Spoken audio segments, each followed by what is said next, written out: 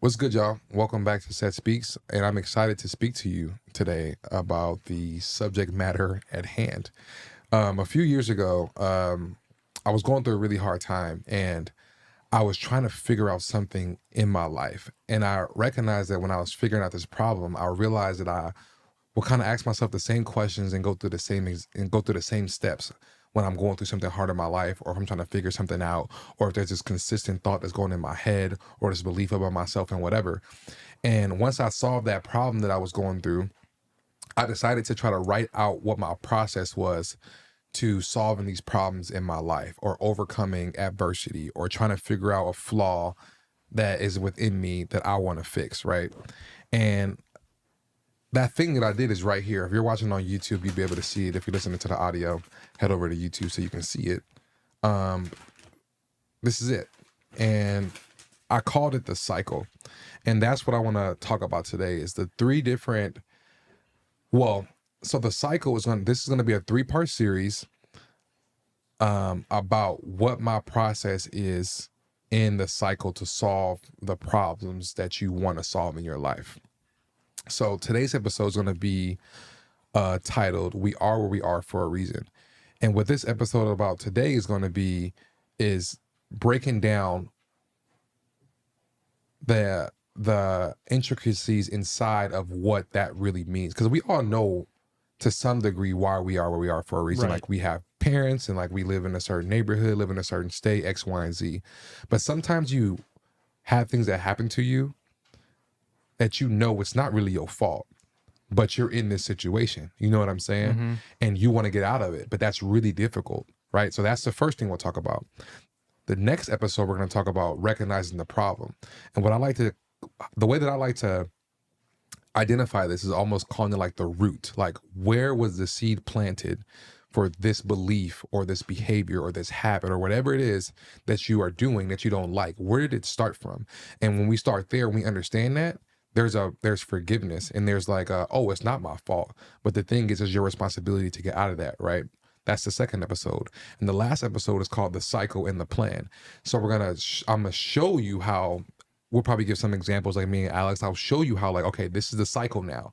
Now that you understand what's in the cycle, now we got to make a plan to break this damn cycle, right? And there's so many ways that this happens. Like, this can be like, you don't like the way that you speak. You don't like the way that you act. You might have social anxiety. You know what I'm saying? There's so many things, right? So the cycle isn't one exact problem, but it's the answer. It's the solution to the thing that you're trying to get out of, right? Yeah. So that's what this series is going to be about. And I'm super excited to get into it, because this has literally been the thing that is like made me get everything that I want in my life, and also change every single thing that I want to change in my life. This system. And I would just say, from my perspective, as the one that's heard it before, I think what's valuable about it is, I think when you're in these moments, it's like the obstacle, the problem is blinding almost. It's like quicksand, where you feel like you can't get out of it. You might be able to like kind of recover, but you can't get out of it. Yeah. And I think that this one, through like self-reflection, I think is helpful to, you're not going to totally resolve the issue without ever having it, but you can be more proactive and maybe even get out of these situations quicker in the future. Yeah, and I think the biggest thing is like identifying them, right? Like, I think a lot of the times, like, so let's get into this, because we're gonna naturally go into like what I wanted to say. Yeah. So when it comes to, where you are where you are for a reason. Like I said in the beginning, we all know that to some extent. But at the end of the day, when you think about where you are, where you're at, and you sit in that, a lot of that is complacency. And we all deal with complacency to some degree, but there's two types of complacency that we have to understand. There's settling and there's suffering, right? There's settling and suffering. And we have to be able to make the distinction between the two, because if you don't, and they're molded together, then you're just in like this downward spiral of these two incredibly strong emotions, or I guess like we wouldn't call them emotions, but like these two incredibly strong things that can send you in this downward spiral. And if you can't make the distinction between them two, you can't identify them. And if you can't identify them, then you can't go to figuring out how to solve them, right? Yeah. So let's break that down. So let's start with the one that I think we all can really relate to, which is suffering, Yep. right? Yep. So when you suffer and you're sitting in that and you're being complacent about suffering, let's give some examples, right? So let's say like you have a job Right. that you don't like. Yeah. Could be a mean boss. Yeah, it could be a mean boss. Like, what are some other ones? I think like to some extent working for money, like you Mhm. think like, well, I got a good paycheck. So Yeah. even if that means working like 20-hour days, I don't even Mhm. like the work I'm doing, but I'm getting a good paycheck. Mhm. I mean, to some extent you're suffering. Yeah, 100%. And I Yeah. can actually relate to this. So like, when I was in the league, I knew that when I went to Miami, I didn't want to play football no more. My goal was to get drafted, right? And then I did that. I was like, okay, like this is cool. And I get to the league and I just see the energy and the vibe and like being in Miami. I was like, I really hate doing this. Like, Right. I don't like going to practice. I'm overwatching film. I don't want to do this no more. And I remember there'd be days when I would like be in my bed in Fort Lauderdale, and I would look at Charlotte and I'd be like, I don't want to do this. But I would make myself get up and go to work, which in some cases you have to do that in your life. You got to get up and you got to go sometimes, right? But if you're doing that, if you got to get up and you got to go, like you're making yourself go, then that is a clear sign that you might be suffering in the work that you're doing. But right? I would say I think there is a distinction there because like to some extent there is like working for survival, and that's not what we're talking about because like Yeah. you're not being complacent if you're Yeah. like I got to provide for my family. Yeah, yeah. So like I just want to get that out there. We're Yeah. not talking about that. It's Yeah. almost like you have a choice Yeah, and you've yeah. decided to be complacent in Yeah, that yeah. And choice. I'm happy that you made that distinction too, because like I grew up with parents who had to go to work and had Right. to do their thing and they probably didn't want to do it. You know what I mean? But we're not talking about that specifically because that's a very sensitive Oh, yeah. topic. And like Yeah. that's poverty. You know what I'm saying? That's a whole Right. nother Yeah, topic. yeah. You know what I'm saying? And I Yeah. grew up like that. So Right. we ain't talking about that. We're talking specifically about like, hey, you have a choice, right? So let's go to the money one that you talked Yeah, about, yeah, right? So I think that's a good one based on like who we're speaking to. So with money, it's like I guess the league was part of money in some regard. You know Yeah. what I mean? It's like it's Yeah. hard to walk away from like that kind of money that I'd be making in the league. That's fair. So I would stick around knowing that I was making X amount of dollars, but also knowing that I hated being there. You know what I'm saying? So that's one form of suffering. What's another form of suffering in like relationships, Yeah. right? So if you're in a relationship and you're with somebody who you absolutely can't stand, and again, there's distinctions here too, because sometimes I can't stand like my wife sometimes, but it's not because of who she is as a person. It might be the season that we're in. So that's different from like somebody who you're with who's like disrespecting you, Right. or somebody who's not valuing who you are and all that you're putting in, Right. and somebody who just clearly probably doesn't see you for who you are, Yeah. right? So at that point you're suffering because you feel invisible, right? Like you feel like the person doesn't see you. Yeah. So those are a couple of forms of suffering. I would say this just to quickly add. I think this is a clear example though too of self-inflicted suffering. And I don't mean that physically at all. I'm talking about I think especially with relationships, that's stubbornness and pridefulness most likely getting in the way of your own happiness. Because if you're not willing to break it off because you don't want to admit failure or you're nervous that you're not going to find another person out there, that means you're basically just suffering. Yeah, like you're like, I'm going to just sit here and deal with this. Right. You know what I mean? Like, so that is self-inflicting, Right. 100%. Yeah. I feel like I have some other examples for Well, like mentality. jobs. Yeah, mentality. Yeah. Yeah. So like I think when it comes to suffering with your mentality, that's literally just like negative self-talk. And it's like telling yourself like that you are not worth anything. And like it's like a why me attitude. Yeah. It's like this like victim mentality of Right. like, this shouldn't be happening to me. Why me? And even though I'm asking myself that, I'm going to sit here anyway, even though I'm asking why me. Like Yeah. you're literally suffering, right? Like you're just sitting there and like in this like constraint, like straitjacket and just suffering. Right. So then when we think of something like settling, that's literally knowing that there's something that you can do about it and don't want to do it. And I think the best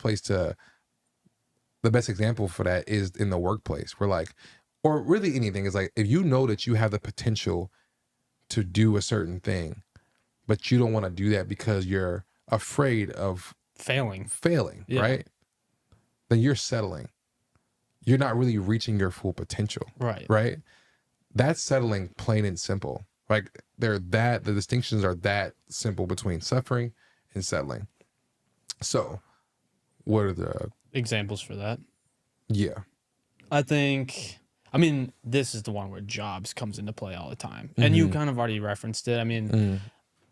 I think basically any job, like maybe you have the skills to be the director of something or the manager in a position, and Mm-hmm. you don't want to fail. You have, like you said, negative self-talk, maybe imposter syndrome, and you go like, well, I mean, maybe I could be the manager, but I should probably just Stay in be, my place, yeah, right? Yeah.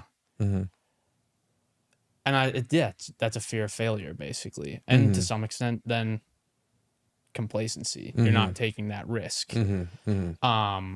I think with relationships that a lot of times comes down to dating someone for the sake of just being in a relationship. Yeah. Yeah. And that's like a really dangerous one. It's like, because what you're saying to yourself is like, you're not worthy of something better, or you can't get any better. So this is Right. where you're staying. So now you're just settling. Like you're willing to sit there and settle, and whatever comes with that comes with that. You know what I mean? I would think that when you think about a relationship that somebody is in and they're suffering, that's something that's more like you just feel invisible. Mm-hmm. And then where the settling is just like you don't feel invisible, but you're kind of just going with the flow of the relationship and letting it be what it is. You don't care what your partner's doing. You don't care if they go out. You don't care how they talk to you sometimes, but sometimes it's good. So you see a little bit of light at the end of the tunnel. You know what I'm saying? Yeah. So I would make those distinctions. I would make those distinctions between settling and suffering in a relationship. So, and then I think the last thing with the mentality is like, I kind of mentioned this in the suffering a little bit, but with like the negative self-talk, like this is all I'm worth and this is as good as it gets. Like I feel like that's complacency in its like entirety. Is like literally telling yourself that. Um, so that's what complacency looks like. It's either you're settling or you're suffering, right? And this is where we all can resonate with complacency in some degree. And I think you have to understand, okay, am I settling or am I suffering? That's one really good place to start. Mm-hmm. No matter what it is in your life, ask yourself which one are you dealing with? Because once you choose that, or once you can see that, then you can start to move forward with the next thing. Now, another place that people might be when it comes to where they're at in their life at the moment is they probably don't know they need to change. You know what I mean? Like I can resonate with this so much because I remember when I came to Minnesota from LA and I would get around different people and they would like talk to me about mannerisms and things that I had, or the way that I would speak, or my belief systems and certain things or whatever. And I would just completely disagree with them. You know what I mean? It's like, nah, this is how I talk. This is how I am. This is what I believe. Like Yeah. whatever. And over time, I realized that these are things that I was taught growing up, Mm-hmm. and it doesn't make them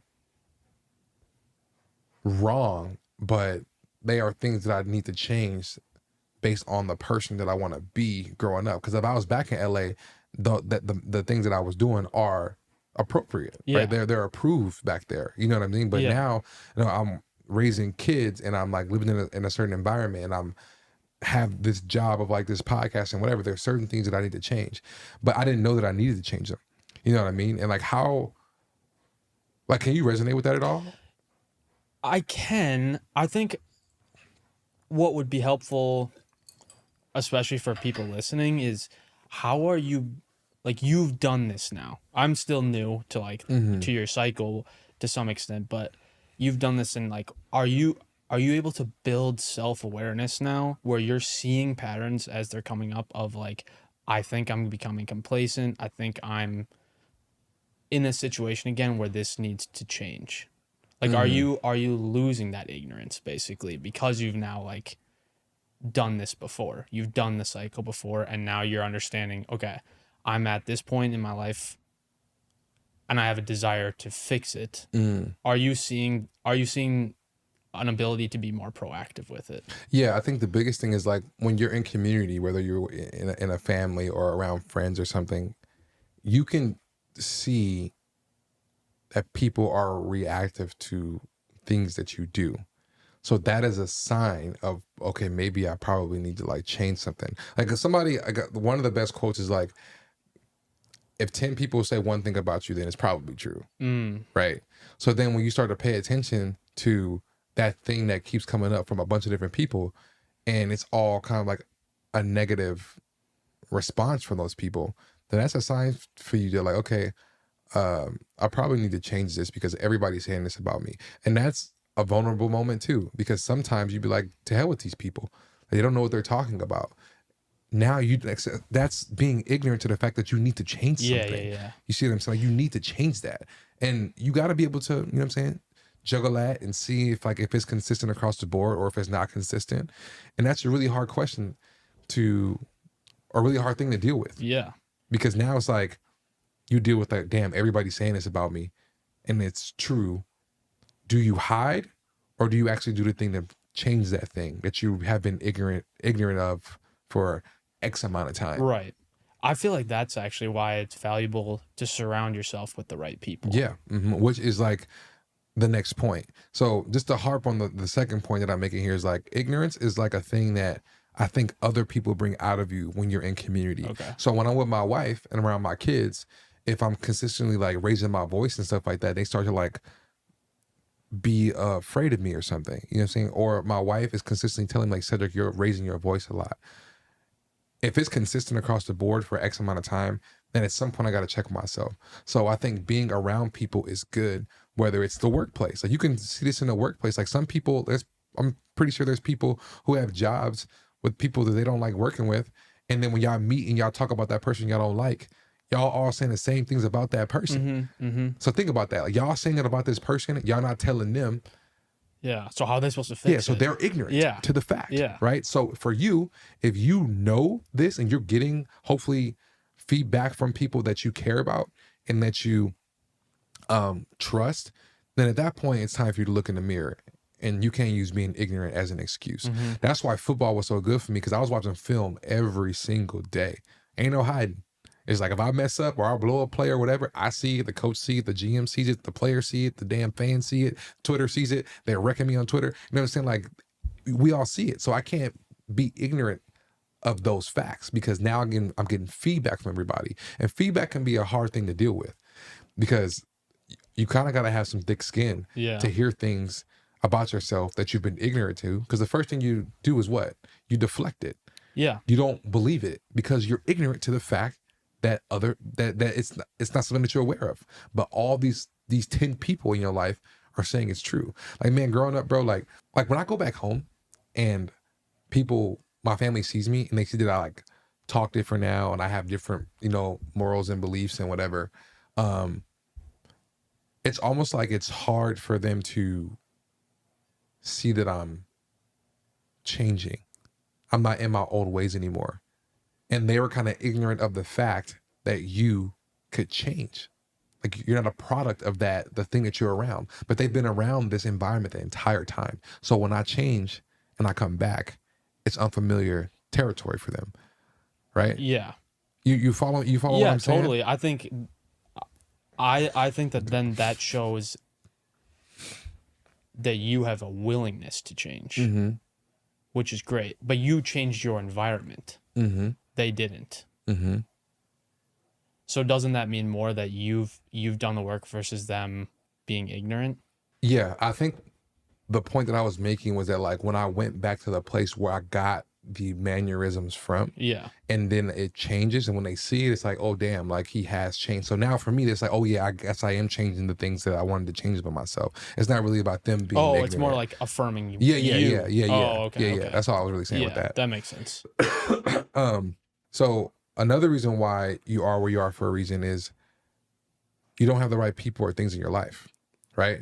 And for me, when I hear that, it's something that always like kind of punches me in my stomach, because it makes you realize that the people around you and the things around you are probably the number one reason why you are the way that you are Right. and why you are where you're at. Exactly. That's a really, really, really tough pill to swallow. Because now you almost feel justified to be like, well, it's not my fault. It's my parents' fault. It's my girlfriend's fault. It's the person who did something to me's fault. And hey, here's the thing. You're 100% right. But the person who did that thing to you, they're not going to get you up out of this. They probably won't even apologize. They probably don't even know that they are the reason for why you are the way that you are.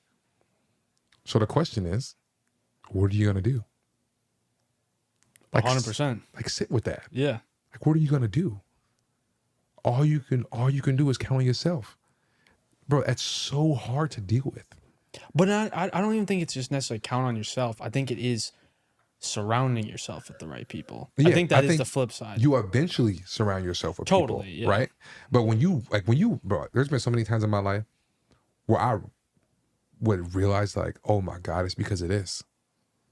And Yeah. I don't have anybody around me. So now I got to go find the people around me, or I got to go find the things, the book, the podcast, the article, the walk, the working out. I got to go find the things that are going to help me get out of this way that I am. Yeah. This thing that I don't like about myself, or this thing that I want to accomplish. You know what I'm saying? So you probably don't have the right people or things in your life, and you got to figure out how to get those people and things in your life. So let's use some of the examples for like the jobs and stuff, right? So if you're at a job and there's someone there at the job that you don't like, and you have to report to them, or they're on your team or something, it's like, all right, well, I can't just quit, probably, right?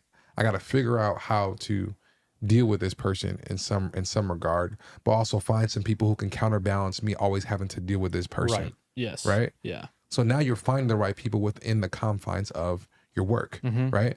I think when it comes to the relationships, it's like, all right, I don't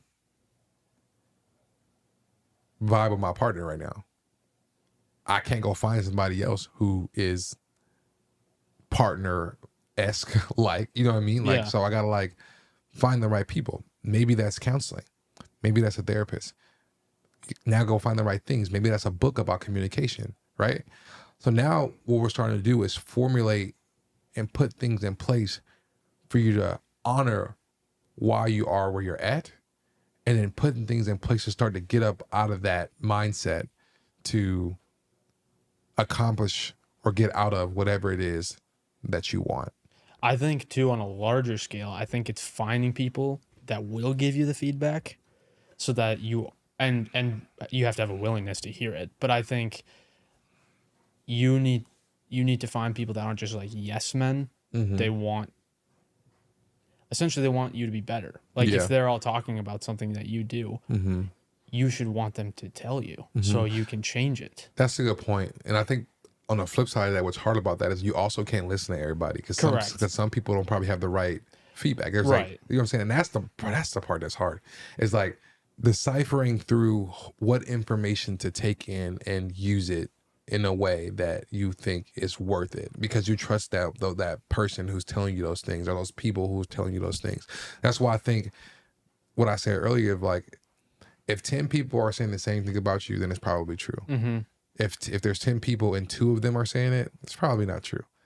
You know what I'm saying? So like, be very careful with the information that you're getting back from the people around you to change. Yeah. Because if you listen to the wrong information and it's not accurate, then you're changing something about yourself that doesn't need to be changed. And you're also coming up with a belief about yourself that isn't true. So you got to be able to like decipher that information. And I just think the quote of, you know, if 10 people are saying the same thing about you, then it's probably true, if it's consistent across the board. And I think too, the last thing I would say is don't surround yourself with people that would make you complacent. Like if the people around you are complacent, I promise you will be complacent too, because it's just easier. It's the easy road. And so like that's one of the reasons why I like working with you, is like, especially in a work perspective, you're not complacent. When you're not complacent, it makes me not want to be complacent as well, and that keeps me out of that rut, out of that suffering, out of that settling. And I think that that's what people need to make sure they're doing. And I'm talking about relationships. I'm talking about your mentality, your job. Like if you were putting yourself in positions to be in rooms, quote unquote rooms, with people that aren't complacent, you will find that motivation or that support to not be complacent as well. And I think that that's valuable. Yeah. Yeah. Like, I'm sure on your football team, if you were around people that just were like, dude, I'm good because I was born with talent, I don't need to watch film or anything. I'm sure over time you're like, I'm good too. I don't need to watch film too. Yeah. No, that's really good. Or even the people who like don't want to put in the work. Right. And then you kind of just like push them to the side, like, all right, bro, I'm definitely about to do the work. Right. It's those people who are really good who don't have to really do the work because they're just genetically blessed or whatever, or they just get the game. You know what I mean? All right, so to wrap this whole thing up, essentially there's 3 things that can help you identify why you are where you're at, right? The first one is complacency. Now, I think you can sit with that and figure out, okay, I am being complacent, but am I settling or am I suffering? And if you can decipher between those two and identify which one it is that you're dealing with, then you can get the ball rolling, right? That's one way to figure out why you're where you're at, right? The second one is you don't know that you need to change. And that's a really difficult one. And I think you got to rely on community and people that you trust to give you feedback, unbeknownst to you or straight to you, right? And figure out if that information is consistent across the board. And then you look at yourself in the mirror and be like, okay, like, yeah, I probably do need to change this because people are saying this about me. And like, it's not, a good thing. And, I want to be liked or I want to be welcome. I don't want people to feel tense around me or whatever. So that's another thing. And the last thing is you don't have the right people or things around you. And this is the one that's the most difficult to sit with, because I think we go right back to who our parents were, or something traumatic that happened to us, or something that unfortunately happened to us that was somebody else's fault or whatever, right? So I think if you sit with these 3 things, this will help you. This is the first step to figuring out what this cycle is and how to make a plan to get up out of it for the things that you want in your life, or for something that you want to stop doing that you consistently do. So if you have any questions about this first section, comment under the YouTube video or leave a review on the episode on all the streaming platforms, and we will catch you guys on the second one.